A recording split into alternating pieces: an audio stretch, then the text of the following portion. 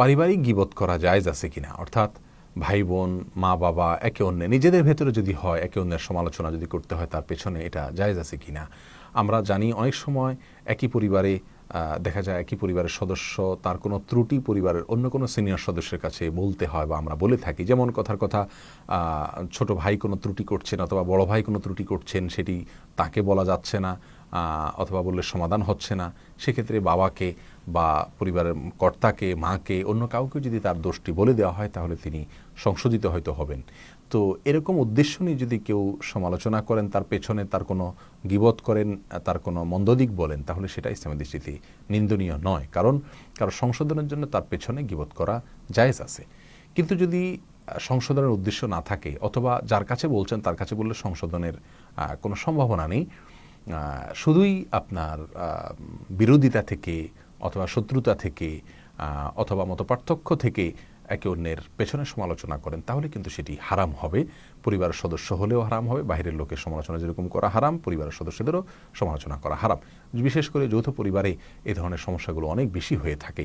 দেখা যাচ্ছে যে ভাবি তিনি ননদের সমালোচনা করছেন, অথবা দেবর বা ননদ তারা ভাবির সমালোচনা করছেন, অথবা ভাই ভাইয়ের সমালোচনা করছেন, ভাই বোনের সমালোচনা করছেন, একে অন্যের সমালোচনা করছেন। অনেক সময় বাবা মার ক্ষেত্রে এরকম হয়ে থাকে। এই সব সমালোচনার ক্ষেত্রে মূল বিষয় হলো যে তিনি তার সমালোচনাটার মূল লক্ষ্য কী এবং এই সমালোচনার মাধ্যমে তার সংশোধন আশা করা যেতে পারে কিনা।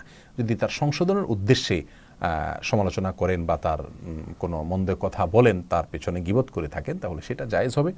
যেমন কথার কথা ভাবি কোনো অন্যায় করছেন, সেটা ভাইয়ের কাছে বলা হলো, ষড়যন্ত্রের উদ্দেশ্যে নয়, মিথ্যাও নয়, বাড়াবাড়িও নয়, বরং ভাবির সে অন্যায়টি ভাইয়ের নজরে আনলে ভাই হয়তো ভাবিকে সংশোধন করবেন। সে উদ্দেশ্যে যদি গীবত করা হয় তাহলে সেটা জায়েজ হবে, কিন্তু সম্পূর্ণ দায়িত্ব নিয়ে সে গীবত করতে হবে যে চুল পরিমাণ অতিরিক্ত বলা হবে না এবং কোনো প্রকার বাড়াবাড়ি থাকবে না, জুলুম হবে না, মিথ্যা থাকবে না।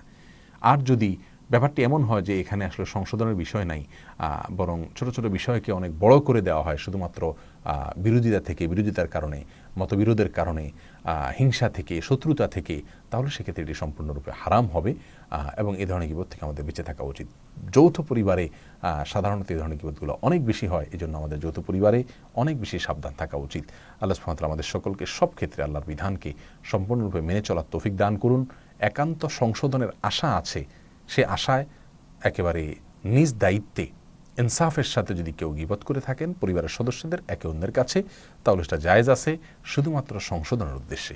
আর যদি সংশোধনের কোনো সম্ভাবনা না থাকে, মানে উদ্দেশ্যহীনভাবে সমালোচনা করতে হয় তাই সমালোচনা করা, বিরোধিতা করি তাই সমালোচনা করি, এরকম যদি হয় তাহলে সেটা হারাম হবে। আল্লাহ তাআলা আমাদের বুঝার তৌফিক দান করুন।